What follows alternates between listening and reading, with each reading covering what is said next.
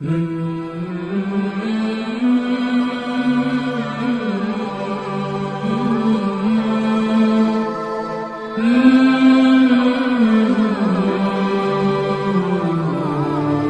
سوال ہے، کیا میاں اور بیوی ایک ہی قبر میں دفنایا جا سکتا ہے؟ واہ،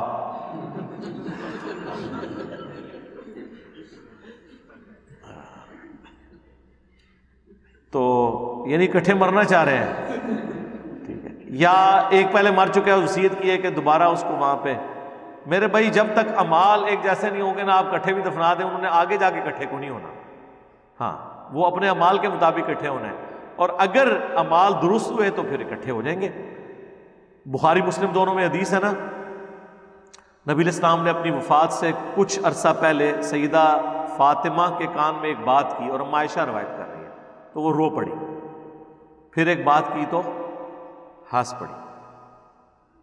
سیدہ عائشہ کہتی ہیں، حضور کی زندگی میں تو میں نے نہیں ان سے پوچھا، بعد میں نے کہا کہ جو میرا حق ہے تمہاری ماں ہونے کے سبب، اس حق کا واسطہ دیتی ہوں کہ بتاؤ کہ اللہ کے نبی علیہ السلام نے تم سے کان میں کیا گفتگو کی تھی.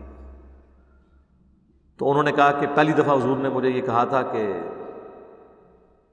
عنقریب میں دنیا سے جانے والا ہوں، کیونکہ جبرائیل علیہ السلام ہر سال ایک دفعہ آ کے دورہ قرآن کرتے تھے، اس دفعہ 2 دفعہ کیا. مجھے لگتا ہے اب میں زیادہ عرصہ زندہ نہیں رہوں گا. تو اس پہ میں رو پڑی. پھر آپ نے میرے کان میں یہ بات کہی کہ اب تسلی تو دینی تھی بیٹی کو کہ کیا تم اس بات پہ راضی نہیں ہو کہ سب سے پہلے میرے مرنے کے بعد میرے رشتہ داروں میں سب سے پہلے تم مجھے آ کے ملو گی. تو اس پہ میں مسکرا پڑی، اور تم جنتی عورتوں کی سردار ہو. یہ 2 خوشخبریاں حضور نے دی، یہ بخاری میں بھی ہے، مسلم میں بھی.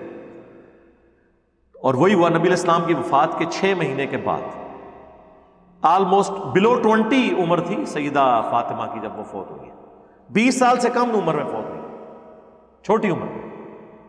تو وہ اس میں کیا الفاظ ہیں، میرے گھر والوں میں سب سے پہلے تم مجھے آ کے ملو. یعنی مرنے کے بعد لوگ جمع ہو جاتے ہیں.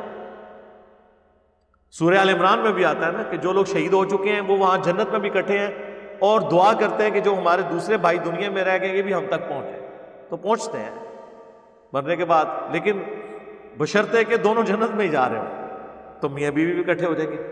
ایک قبر میں دفنانا کیٹاسٹرافک کنڈیشن میں تو ہو سکتا ہے، ویسے یہ خلاف سنت ہے کہ آپ ایک قبر میں ایک سے زیادہ مردے دفنائیں. ہاں، جنگ کی حالت میں جس طرح غزوہ احد کے موقع پر مردے دفن کیے گئے، یا کہیں پہ قبرستان کے آثار مٹ جاتے ہیں، قبریں پرانی ہوگی، لوگ آنا جانا چھوڑ گئے، تو آپ اس قبر کو کھود کے اس کی ہڈیاں سائڈ پہ کر کے نیا مردہ وہاں پہ دفنا سکتے ہیں. لیکن جس قبر پہ لوگ آتے ہیں آثار باقی ہیں، تو وہ تو اس طرح ختم نہیں کرنی چاہیے. صحیح مسلم میں نبی علیہ السلام اپنی والدہ کی وفات کے 50 سال کے بعد ان کی قبر پہ گئے، تو آثار باقی تھے، پھر وہاں پہ روئے. صحابہ کرام نے بھی رونا شروع کر دیا. تو قبروں کو باقی رکھنا یہ سنت ہے، پسندیدہ ہے. مزارات بنانا، ان کو پکے کر کے قلعے بنا دینا بہت بڑے بڑے، یہ غلط ہے. تو اکٹھا ایک قبر میں نہ دفنائیں. اگر جگہ موجود ہے تو علیحدہ علیحدہ کریں، اور اگر جگہ نہیں ہے کہیں پہ تو آپ بے شک 2-3 بندے اکٹھے دفن کر دیں، اس پہ تو کوئی مسئلہ نہیں ہے. بلکہ صحیح بخاری میں ایک حدیث موجود ہے نا، جابر بن عبداللہ کہتے ہیں کہ غزوہ احد کے موقع پر میرے والد جب شہید ہو گئے تو انہیں باقی لوگوں کے ساتھ ایک ہی اجتماعی قبر میں دفنا دیا گیا. ذرا جنگ میں تو اتنا ٹائم نہیں ہوتا کہ آپ علیحدہ سے قبریں کھودیں، جنگ لڑنی ہے یہ. تو کہتے ہیں میرے دل میں بڑا قلق تھا تو کہ میرے باپ کو اس طرح اجتماعی قبر میں، میری خواہش تھی کہ میں علیحدہ سے قبر بناؤں. تو کہتے ہیں 6 مہینے کے بعد غزوہ احد کے، صحیح بخاری کے الفاظ ہیں، میں نے وہ قبر کھودی تو میرے باپ کی لاش بالکل سلامت تھی، تو میں نے انہیں شفٹ کیا پھر دوسری جگہ پہ. تو یہ اس سے یہ ثابت ہوا کہ آپ قبر شفٹ بھی کر سکتے ہیں ضرورتاً اگر.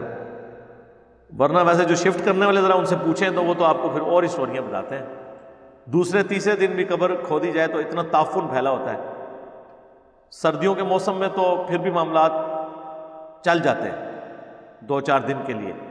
گرمیوں میں تو بہت، یعنی وہ لاش فوراً ڈیکمپوز ہونا شروع ہو جاتی ہے، بدبو آنا شروع ہو جاتی ہے. تو اس ہاں جی، کیا گرمیوں میں؟ نہیں زمین نہیں ٹھنڈی ہوتی، گرمیوں کے اور مسئلے ہیں نا. سردیوں کی میں اور بات کر رہا ہوں، وہ ٹھنڈک اتنی کافی نہیں ہے کہ جس کے کوئی چیز بچ سکے، ورنہ تو قبر کھول کے لوگ آٹا سٹور کرنا شروع کرتے ہیں، فریج نکال ہی دیں۔ وہ جتنی ٹھنڈک ریکوائرڈ ہے نا ایک لاش کو ڈیکمپوز ہونے سے بچانے کے لیے، اتنی ٹھنڈک سردیوں میں اویلیبل ہے۔ سردیوں میں تو آپ لاش باہر بھی رکھ دیں نا تو کچھ گھنٹے کے لیے نکال دیں، اور سائبیریا میں اگر آپ 1000 سال کے لیے بھی گلیشیئر کے اوپر کوئی لاش پھینک دیں تو محمد کے غلاموں کا کفن میلا نہیں ہوتا، پاوے وہ کافر غلام ہوئے تو پاوے مسلمان ہوئے، ٹھیک ہے، وہ سارا فریج دا اور برف دا کمال ہے۔ کہ اپنی رہائش یا گھر کے باغیچے وغیرہ میں قبر بنوانا جائز ہے؟ جائز تو ہے لیکن ضرورت کوئی نہیں۔ سنت یہی ہے قبرستان میں مسلمانوں کو دفن کیا جائے۔ نبی علیہ السلام کو جو دفن کیا گیا، وہ کل ہماری ویڈیو بھی اپلوڈ ہوئی ہے گنبد خضرا قبر رسول کے بارے میں، وہ تو پروٹوکول ہے کہ ترمذی میں حدیث ہے کہ نبیوں کو اللہ تعالیٰ جہاں پر پسند فرماتا ہے وہاں پہ ان کی روح قبض کرتا ہے، اور وہیں پہ نبی علیہ السلام کی قبر کھودی گئی آپ کی چرپائی کے نیچے۔ اب اپنے گھروں میں یہ کام نہ کریں۔ لوگ کہتے ہیں گھروں میں قبر بنوا لیں گے تو ہماری اولاد بعد میں دعا کرے گی، اس طرح کرنے سے کوئی دعا نہیں کرتا میرے بھائی۔ اولاد کی تربیت کریں، دعا آپ کو آٹومیٹکلی پہنچتی رہے گی۔ دعا نہ بھی انہوں نے کی، اگر تربیت اچھی کی، ان کے ہر نیک عمل کا ثواب آپ کو آٹومیٹکلی پہنچے گا، جو صحیح مسلم میں حدیث ہے۔ تو گھروں میں قبریں بنا کے لوگوں کو آزمائش میں نہ ڈالیں، کسی راستے میں قبر نہ بنائیں۔ زندہ لوگوں کا زیادہ حق ہے زمین کے اوپر بنسبت مردوں کے،